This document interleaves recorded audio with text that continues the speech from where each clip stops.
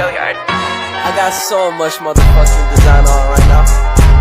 Break it down, bring it back, make it clap. I got 3 old thoughts, new block. Assalamualaikum warahmatullahi wabarakatuh. Shalom dan selamat siang.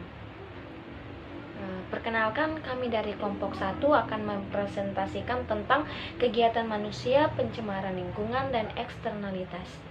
Di sini ada beberapa yang kami akan jelaskan tentang apa sih eksternalitas itu, apa saja faktor-faktor terjadinya eksternalitas, dan kami akan menjelaskan tentang eksternalitas positif maupun negatif, serta apa saja sumber-sumber eksternalitas itu. Oke, kita masuk dalam poin pertama, yaitu pengertian dari eksternalitas. Eksternalitas itu adalah biaya di mana yang harus ditanggung atau manfaat tidak langsung yang diberikan dari suatu pihak akibat aktivitas ekonomi. Eksternalitas itu sering disinggung ketika muncul dampak negatif dari suatu aktivitas ekonomi.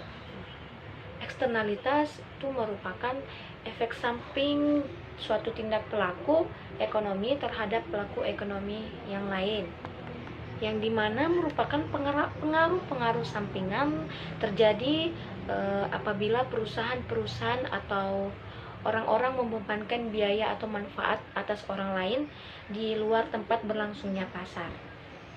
Ya, eksternalitas muncul ketika seseorang atau perusahaan mengambil tindakan yang mempunyai efek bagi seseorang ataupun perusahaan. Efek tersebut tidak dibayar oleh individu atau perusahaan yang bertindak. Disebut eksternal karena mekanisme pasar tidak dapat memasukkan semua biaya, yaitu biaya sosial, biaya sebenarnya dari barang tersebut dalam penentutan harga barang. Nah, pembangunan yang dilakukan selama ini bertujuan untuk meningkatkan kesejahteraan masyarakat yang ditunjukkan oleh tingginya pertumbuhan ekonomi.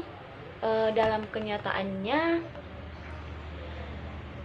peningkatan pertumbuhan ekonomi tidak saja membawa dampak positif bagi sebuah perekonomian, namun juga memberikan dampak negatif bagi lingkungan. Proses produksi dan konsumsi telah menimbulkan adanya limbah yang kemudian akhirnya dikembalikan ke lingkungan. Ya, eksternalitas timbul ketika beberapa kegiatan dari produsen dan konsumen memiliki pengaruh yang tidak diharapkan atau pengaruh yang tidak langsung terhadap produsen dan konsumen lainnya. Nah, eksternalitas bisa positif maupun negatif. Nah, eksternalitas positif ini bisa terjadi saat kegiatan yang dilakukan oleh seseorang atau kelompok memberikan manfaat pada individu atau kelompok lainnya. Perbaikan pengetahuan berbagai bidang, misalnya ekonomi, kesehatan, kimia, fisika, memberikan eksternalitas positif bagi masyarakat. Ya, oke. Di sini pun kita akan menjelaskan juga tentang eksternalitas negatif. Ya, terjadi saat kegiatan oleh individu atau kelompok menghasilkan dampak yang membahayakan bagi orang lain. Polusi air tidak saja ditimbulkan oleh pembuangan limbah pabrik, tetapi juga bisa berasal dari penggunaan pestisida dan pupuk dalam proses produksi pertanian. Ya, kita masuk dalam materi yang kedua, yaitu apa saja sih faktor-faktor penyebab terjadinya eksternalitas. Di sini teman saya yang akan menjelaskan tentang faktor-faktor terjadinya eksternalitas. Ya, cukup sampai di sini saya jelaskan tentang eksternalitas. Apa sih eksternalitas itu? Sekian dan terima kasih. Baik, yang selanjutnya saya akan menjelaskan faktor-faktor penyebab eksternalitas. Yang pertama, keberadaan barang publik. Karena sifat barang publik yang telah eksklusif dan merupakan konsumsi umum, keadaan seperti ini akhirnya cenderung mengakibatkan berkurangnya insentif dan ketertarikan bagi para pengguna barang publik yang tidak eksklusif. Yang kedua, sumber daya bersama. Sumber daya bersama ini tidak jauh berbeda dengan keberadaan barang publik. Namun, tidak seperti keberadaan barang publik, sumber daya bersama memiliki sifat bersaingan. Pemanfaatannya oleh seseorang akan mengurangi peluang bagi orang lain.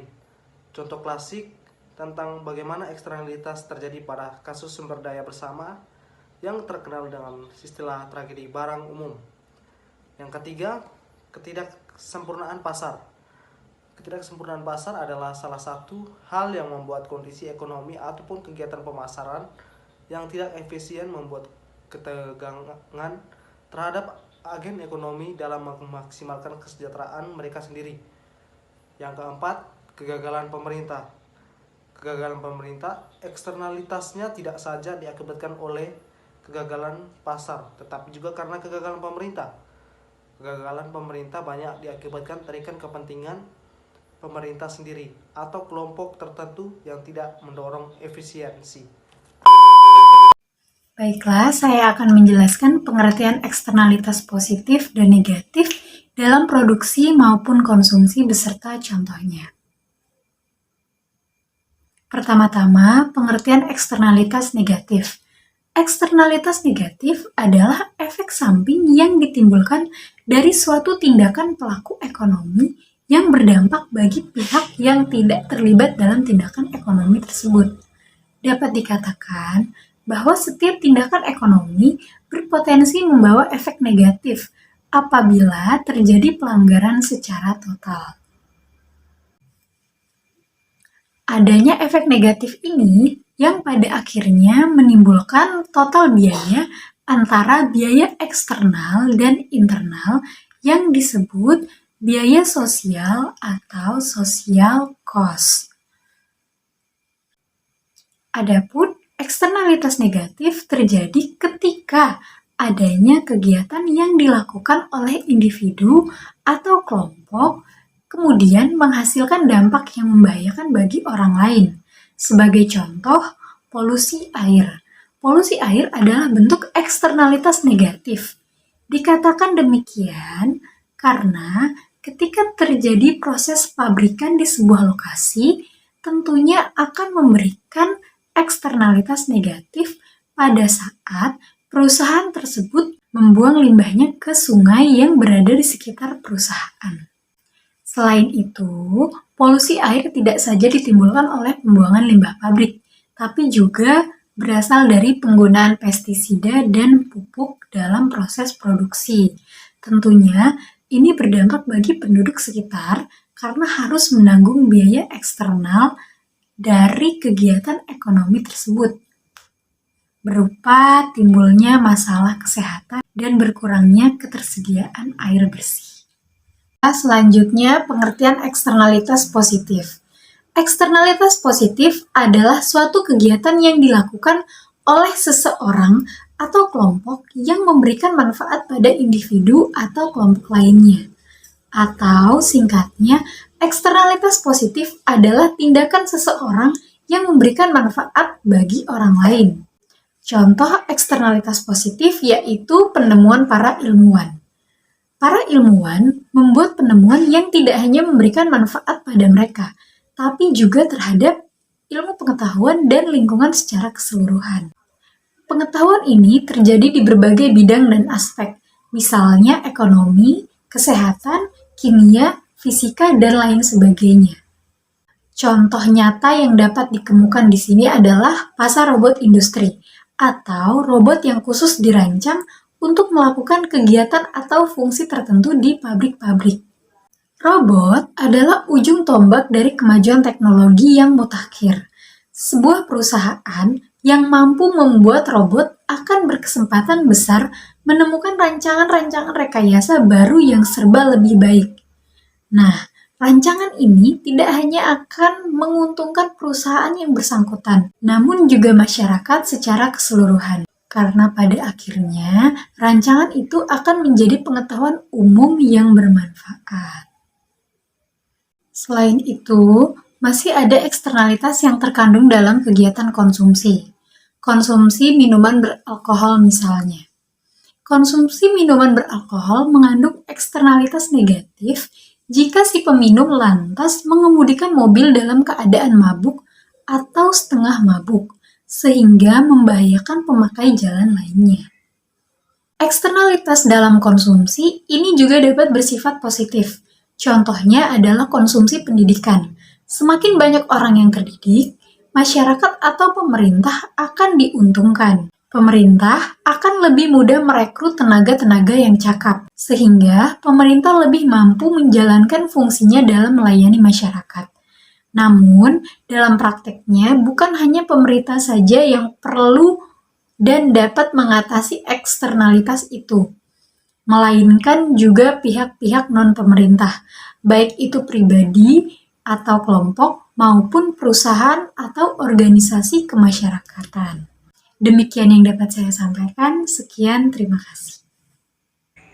Baik, di sini saya akan menjelaskan kebijakan publik dalam mengatasi eksternalitas.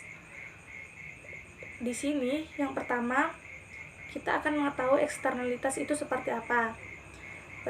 Eksternalitas adalah biaya atau manfaat yang didapatkan oleh pihak ketiga. Dapat memilih untuk mendapatkan atau tidak dapat. Contoh nyatanya itu adalah pada perusahaan listrik yang membangun suatu pembangkit listrik di suatu permukiman penduduk. Baik, dalam kebijakan publik dalam mengatasi eksternalitas, yang pertama itu ada regulasi. Regulasi yang dimana adalah konsep abstrak pengolahan sistem yang kompleks sesuai dengan perangkat aturan dan tren dalam teori sistem jenis aturan. Ada berbagai bidang masyarakat, pemerintah dapat mengatasi suatu eksternalitas dengan melarang atau mewajibkan perilaku tertentu dari pihak-pihak tertentu. Sebagai contoh untuk mengatasi kebiasaan kita, yaitu kita sebagai masyarakat harus membuang limbah sampah yang beracun itu ke sungai, yang kemungkinan biaya sosialnya itu jauh lebih besar daripada keuntungan pihak-pihak yang melakukannya. Dalam kasus ini, pemerintah menggunakan regulasi atau pendekatan komando dan kontrol untuk melenyapkan eksternalitas tadi. Contoh yang sederhana, semua kendaraan bermotor sesungguhnya mengeluarkan polusi. Jika polusi ini hendak dihapus sepenuhnya, maka segala bentuk kendaraan bermotor harus dilarang oleh pemerintah. Dan dalam hal ini tidak mungkin dilakukannya, jadi yang harus diupayakan bukan penghapusan polusi secara total, melainkan pembatasan polusi hingga ambang tertentu, hingga tidak terlalu merusak lingkungan, namun tidak juga menghalangi kegiatan produksi. Pajak Pigovian dan subsidi adalah pajak yang khusus diterapkan untuk mengoreksi dampak dari suatu eksternalitas negatif yang disebut pajak Pigon karena ditemukan oleh ekonomi yang bernama Arthur Pigou pada tahun 1877 sampai dengan 1959. Yang kita bisa ambil dari contohnya adalah dua contoh pabrik, yaitu pabrik baja dan pabrik kertas, yang masing-masing membuang limbah 500 ton per tahun. Pada ekonomi umumnya lebih menyukai pajak Pigovian daripada regulasi sebagai cara untuk mengendalikan polusi, karena biaya penerapan pajak itu lebih murah bagi masyarakat. Secara keseluruhan, saat ini adanya peningkatan kesadaran mengenal dampak pembangunan yang tidak memperhatikan lingkungan telah mengubah paradigma tahun pembangunan.